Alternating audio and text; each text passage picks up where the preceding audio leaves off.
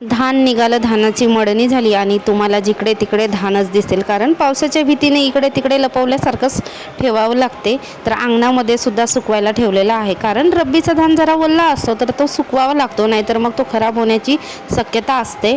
पूर्ण शेताला हार्वेस्टर लावला होता फक्त एक बांधी सोडून, त्या बांधीमध्ये हार्वेस्टर जात नाही. शेतामध्ये हार्वेस्टर लावला होता फक्त एक बांधी सोडून, त्या बांधीमध्ये हार्वेस्टर जात नाही म्हणून मग मशीन लावली होती धान कापायला. आम्ही सुद्धा गेलो, कित्येकदा बघितलं आहे मशीन लावलेलं, पण रुद्रांसला पण बघायचं होतं तर मी त्याच्या मागे मागे गेलं, कारण हे मुलं व्यवस्थित राहत नाही.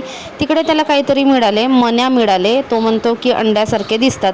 तर हे काय आहेत, तुमच्याकडे यांना काय म्हणतात? तर आमच्याकडे याला गुजमणी म्हणतात. तर हे गुजमणीचं वेल असते, हिरवा बारीक अशी पानं असतात चिंचेच्या पाण्यासारखी, आणि याच्यामध्ये कलर पण असतात, व्हाईट कलरचा पण असतो आणि लाल आणि हा काळ्या कलरचा गुजमणी सुद्धा असतो. तर मुलांना सुद्धा अशा काही गोष्टी माहीत पाहिजे, नाहीतर आपण तर बघितलेलंच आहे पण आजकालच्या पिढीला माहीत नाही आहेत. नंतर आईने आंबे तोडून आणले, कारण माकडं खायला येतात आणि खूप त्रास देतात.